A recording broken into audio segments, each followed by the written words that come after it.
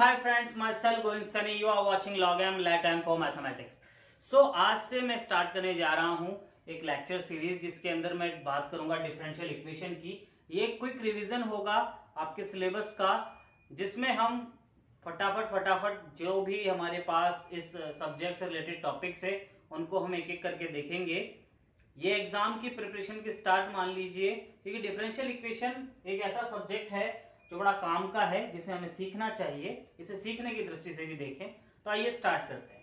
सबसे पहले differential equation है क्या, तो देखिए definition of differential equation. So an equation that relates one और more functions and their derivatives. देखिए बेसिकली बात क्या है, कहने की बात यह है कि एक ऐसा रिलेशन, एक ऐसी इक्वेशन जो किसी फंक्शन, अब पहली बात तो फंक्शन होता क्या है, function is y equals to f of x. That means independent variable और डिपेंडेंट वेरिएबल का एक दूसरे के साथ जो संबंध होता है या फिर जो इस तरह का रिलेशन होता है उसे ही हम फंक्शन कहते हैं। ठीक है, सो हमें यहाँ बात करने का क्या मतलब है कि वन और more functions and their derivatives. It means ये एक ऐसी इक्वेशन होगी, इसके अंदर इंडिपेंडेंट वेरिएबल होगा, डिपेंडेंट वेरिएबल होगा, और डिपेंडेंट वेरिएबल का उसके इंडिपेंडेंट वेरिएबल के रेस्पेक्ट में जो डेरिवेटिव्स हैं वो होंगे। तो ऐसा इक्वेशन क्या कहलाएगा, एक डिफरेंशियल इक्वेशन कहलाएगा। अब एग्जांपल की बात करें तो ये एक डिफरेंशियल इक्वेशन का एग्जांपल है। इसमें इंडिपेंडेंट वेरिएबल x है ना, डिपेंडेंट वेरिएबल y की टर्म्स हैं और उसके डेरिवेटिव्स हैं। सो ये इक्वेशन क्या कहलाएगी, एक डिफरेंशियल इक्वेशन कहलाएगी। ठीक है, अब देखिए order and degree of a differential equation. So basically कुछ भी नहीं है, ऑर्डर क्या होता है, अब किसी डिफरेंशियल इक्वेशन में मैक्सिमम नंबर ऑफ टाइम जो डेरिवेटिव वाली टर्म है वो कितनी है, ठीक है, या फिर maximum number of time derivative किया गया है, ठीक है, वो कितनी बार किया गया है, वही हमारा ऑर्डर हो जाएगा। So for example if I talking about this equation, इस इक्वेशन में मैक्सिमम टाइम जो डेरिवेटिव है वो 3 टाइम किया गया है। ठीक है, सो इस इक्वेशन का जो ऑर्डर है, order of this equation is equal to 3। ठीक है, and for another example if I talking about this equation, इस इक्वेशन के अंदर मैक्सिमम टाइम जो डेरिवेटिव है वो 4 टाइम किया गया है। ठीक है, सो यहां पर इस इक्वेशन के लिए ऑर्डर क्या हो जाएगा, ऑर्डर हो जाएगा 4। Is simple as that. और अगर मैं बात करूं डिग्री की, तो जो मैक्सिमम डेरिवेटिव वाली टर्म है उसकी जो पावर है वही हमारा ऑर्डर होती है। So if we are talking about this example, तो इसमें ये हमारा जो डेरिवेटिव है वो मैक्सिमम टाइम है और इसकी जो पावर है वो 1 है। So the degree in this situation is equal to 1। और for this equation maximum time derivative ये है, ठीक है, और इसकी पावर कितनी है 2। तो यहां पर डिग्री क्या हो जाएगी, यहां पर डिग्री हो जाएगी आपकी, डिग्री हो जाएगी 2। So this is all about order and degree of a differential equation। और इसी में अगर मैं इंक्लूड करूं तो हमें 2 चीजों का ध्यान रखना है कि अगर कोई इंटीग्रल साइन प्रेजेंट है किसी डिफरेंशियल इक्वेशन में, हो सकता है आपकी डिफरेंशियल इक्वेशन में कोई इंटीग्रेशन का साइन भी हो, तो हमें सबसे पहले वो इंटीग्रेशन साइन रिमूव करना होगा, क्योंकि according to definition of a differential equation उसमें कहीं भी जिक्र नहीं है इंटीग्रल साइन का। ठीक है, या तो क्या हो, डिपेंडेंट वेरिएबल हो या इंडिपेंडेंट वेरिएबल हो, यानी कि इनडायरेक्टली एक फंक्शन हो और उसके डेरिवेटिव्स हों। ठीक है, उसके अलावा और कुछ नहीं होना चाहिए। सो अगर इंटीग्रल साइन है तो ऑर्डर फाइंड करने के लिए हमें क्या करना पड़ेगा, उसको एक बार डिफरेंशिएट करना पड़ेगा।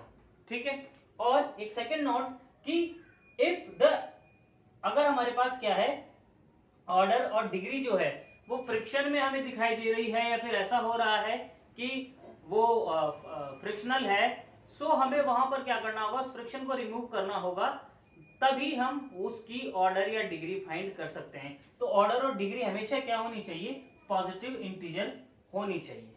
ठीक है, सो अब मैं डिस्कस करता हूं डिफरेंशियल इक्वेशन के सॉल्यूशंस किस तरह से फाइंड किए जाते हैं, उन मेथड्स के बारे में। सो गाइस हम डिस्कस करते हैं वो मेथड्स जिससे किसी डिफरेंशियल इक्वेशन के सॉल्यूशंस फाइंड किए जाते हैं। फर्स्ट ऑफ ऑल हम डिस्कस करेंगे फर्स्ट डिग्री, फर्स्ट ऑर्डर की डिफरेंशियल इक्वेशन के सॉल्यूशन फाइंड करने के मेथड्स। तो देखिए सबसे पहला मेथड है मेथड ऑफ सेपरेशन। इस मेथड में क्या करते हैं कि हमारे पास जो कोई भी डिफरेंशियल इक्वेशन होती है हम कोशिश करते हैं कि उसमें जो x के फंक्शन है उनको dx के पास में और जो y के फंक्शन है उन्हें dy के पास में ले जाएं और फिर हम क्या कर दें, उसका इंटीग्रेशन कर दें। अब समझने की बात यह है कि यह मेथड केवल वही कार्य कर सकता है या ये मेथड वही यूजफुल है जहां पर इस तरीके का सेपरेशन हो जाए, ठीक है। इसीलिए इस मेथड को मोस्ट जनरल मेथड नहीं कह सकते, लेकिन हमारी कोशिश यही रहेगी कि अगर जहां तक हो सके अगर हम सेपरेट कर पाते हैं इस तरह किसी भी फंक्शन को, किसी भी डिफरेंशियल इक्वेशन को, तो फिर हम उसका सॉल्यूशन आसानी से केवल इंटीग्रेशन करके फाइंड कर सकते हैं, ठीक है। सो आइए देखते हैं इस एग्जांपल को और इसको हम सेपरेट करने की कोशिश करते हैं। मुझे क्या दिख रहा है कि इसके ये जो साइड है इसके अंदर e raise to power x minus y plus x square e raise to power minus y है। अब माइनस वाई यहाँ पे है e की पावर में और यहाँ भी है। अब मे भी अगर मैं इसको इस तरह से लिख दूं which is equals to dy by dx is equals to e raise to power x dot e raise to power minus y plus x square e raise to power minus y, तब मैं आसानी से e raise to power minus y को common ले सकता हूं दोनों में से। और इससे होगा क्या कि जब मैं इस तरह से इस टर्म को कॉमन लूंगा तब मेरे पास y की टर्म्स बिल्कुल अलग हो जाएंगी और एक तरफ सिर्फ x की टर्म्स या x के फंक्शन बच जाएंगे और इसको मैं आसानी से इस तरीके से लिख सकता हूं। देखिए कैसे, मैं e की पावर माइनस वाई को इस तरफ भेजूंगा और dx को उस तरफ, तब e की power plus y dy is equals to e raise to power x plus x square dx लिखा जा सकता है। दैट मीन्स यहां पर मैंने जो y की टर्म थी वो dy के पास में और जो x की टर्म थी उन्हें dx के पास में ले आया हूं, यानी कि मैंने सेपरेशन कर दिया है। They are now separated, okay. और उसके बाद हमें क्या करना होता है, इंटीग्रेशन करना होता है और जैसे इसका इंटीग्रेशन होगा हमें इस डिफरेंशियल इक्वेशन का सॉल्यूशन मिल जाएगा। तो आइए देखते हैं integration. e raise to power y का इंटीग्रेशन y के रेस्पेक्ट में e raise to power y ही होगा, ठीक है। e raise to power x का x के रेस्पेक्ट में e raise to power x ही होगा और x स्क्वायर का हो जाएगा x रेस टू पावर 3/3 और साथ में हमें एक इंटीग्रल कांस्टेंट c भी आएगा। और अगर मैं इसको क्या कह रहा हूं, सॉल्यूशन कह रहा हूं, ठीक है, होगा इस डिफरेंशियल इक्वेशन का सॉल्यूशन। सो इस तरह से हम क्या करेंगे, किसी भी इक्वेशन को सेपरेट करके मेथड ऑफ सेपरेशन द्वारा उसको इंटीग्रेट करके उसका सॉल्यूशन फाइंड कर लेंगे। तो ये था मेथड ऑफ सेपरेशन। डिस्कस करेंगे होमोजेनियस डिफरेंशियल इक्वेशन क्या होती है और किस तरह से हम किसी होमोजेनियस डिफरेंशियल इक्वेशन का सॉल्यूशन फाइंड करते हैं।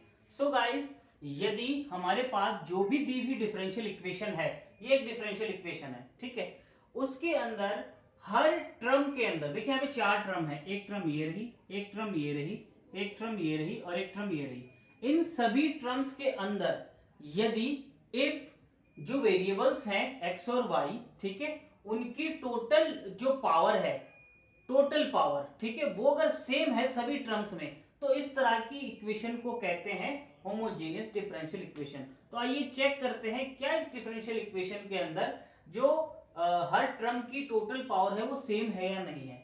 तो देखिए यहाँ पर इस टर्म के अंदर x की पावर 2 है, x की पावर 2 है और y की पावर 1 है, तो टोटल पावर क्या हो गई 3। इस टर्म की टोटल पावर कितनी है, 3 है। वैसे ही इस टर्म की बात करें तो x की पावर 1 प्लस y की पावर 2, यहाँ भी टोटल पावर 3 है। इस वाले पोर्शन में तो टोटल पावर 3 आ गई है। अब यहाँ पर बात करते हैं, x की पावर 3 है, y की कोई पावर नहीं है, तो यहाँ की टोटल पावर ऑलरेडी 3 हो जाएगी। अब इसकी बात करते हैं तो यहाँ x की पावर 2 है और y की पावर 1 है, तो टोटल पावर 3। हर एक टर्म के अंदर जो है वेरिएबल्स की पावर जो है टोटल पावर वो 3 है। दैट मीन्स ये इक्वेशन कैसी है, डिफरेंशियल इक्वेशन है, जो कैसी है, होमोजेनियस डिफरेंशियल इक्वेशन है, ठीक है। तो अब हम इस तरह की इक्वेशन का सॉल्यूशन फाइंड करने का प्रोसेस देखते हैं क्या होता है या मेथड क्या होता है। उसमें हम क्या करते हैं, सबसे पहले जो हमारी इक्वेशन है उसको इस फॉर्म में लिखते हैं dy बाई dx के इक्वल में।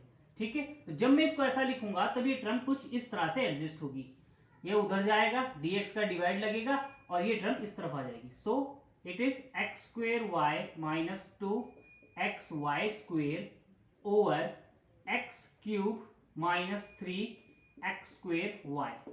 ये रही हमारे पास होमोजीनियस इक्वेशन की फॉर्म, ठीक है, इस तरह वाली dy बाई dx वाली। इस फॉर्म में लाकर हम क्या करेंगे, हमें मानना होगा let y is equals to vx, ठीक है। ये इक्वेशन 1 है, ये सेकंड है, और इसका derivative dy by dx is equals to इस तरह से दिया जाता है। देखिए हम पहले v को छोड़ेंगे, x का डेरिवेटिव 1 प्लस फिर x को छोड़ेंगे, v का derivative dv by dx। v का डेरिवेटिव 0 इसलिए नहीं होता क्योंकि v is a function of x and y both. तो जब भी हमारे पास ऐसी सिचुएशन आएगी तो हम v को x और y दोनों के रेस्पेक्ट में डेरिवेट कर सकते हैं, ठीक है।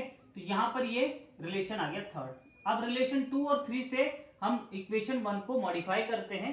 तो यहां पर dy बाई dx की जगह तो क्या लिख देंगे, ये टर्म, तो ये हो जाएगा v plus x dv by dx equals to, और जहां जहां y है उसकी जगह पे vx। तो यहां पर क्या बन जाएगा, देखो v x raise to power 3, 2 पहले से था, एक यहां से, माइनस 2, यहां क्या आ जाएगा x की पावर 3 v स्क्वेयर अपॉन यहां पर x का क्यूब एज इट इज 3, यहां से क्या हो जाएगा x का क्यूब v।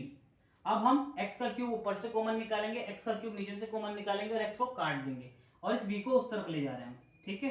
तो x dv by dx is equals to, देखिए सबको हटा देता हूं, v minus 2 v square over 1 minus 3 v, और माइनस में v, ये वाला v जो उधर जाके माइनस में आ गया है, ठीक है।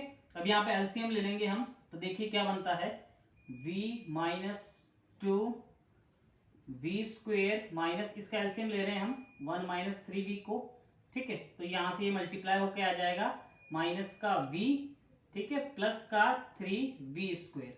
तो देखिए जो टर्म कट रही है उसको काटते हैं, v से v कट गया, ठीक है, और यहां से ये कैंसिल होके सिर्फ v स्क्वेयर बच जाएगा, v square over 1 minus 3v, और यहाँ पे साथ में क्या चल रहा है, x dv बाई dx चल रहा है। चलिए अब यहाँ पर देखिए यही वो सिचुएशन है जहां पर सेपरेशन पॉसिबल है, क्योंकि x की टर्म में x के साथ में मूव करा सकता हूं, इस टर्म को इस तरफ ला सकता हूं, तो मेरे पास यहाँ पे सेपरेशन हो सकता है। तो मैं अब यहाँ पर यूज करूंगा सेपरेशन को और यहाँ पे लगाऊंगा सेपरेशन। तब देखिए सेपरेशन करने पर ये टर्म ऐसी लिखी जाएगी 1 माइनस 3v अपॉन में v square dv is equals to dx upon x। अब जैसे ही सेपरेशन हो जाता है हम क्या करते हैं, इंटीग्रेशन। तो यहां पर हम लगाएंगे इंटीग्रेशन, और हमें देखो इंटीग्रेशन क्या फाइंड होगा, यहां से 1 अपॉन वी स्क्वेयर का इंटीग्रेशन क्या हो जाएगा, या फिर इसको और अच्छे से लिख लो तो 1 upon v square dv minus 3 v से वी कट जाएगा, integration 1 upon v dv equals to dx over x integration में।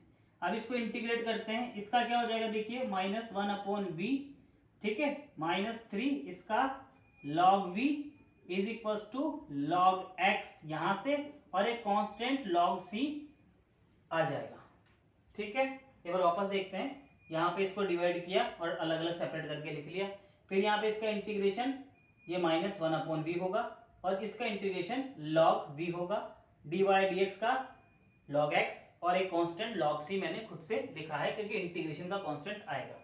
चलिए अब यहाँ पर v की जो वैल्यू है वो यहाँ से वापस पुट कर देंगे, यहाँ से v की वैल्यू क्या आई है, देखिए v is equals to y over x। तो यहाँ पर v की जगह रखते हैं, तो यहाँ पे तो क्या आ जाएगा x ओवर y, ये 1 अपॉन v है 3 log, यहाँ पर v की value y over x log के अंदर is equals to log x plus में log c, and this is the solution of given differential equation.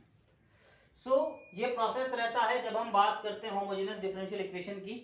इस वीडियो में इतना ही, और so that's it from my side, myself Govind Saini, you are watching log M, let M for mathematics.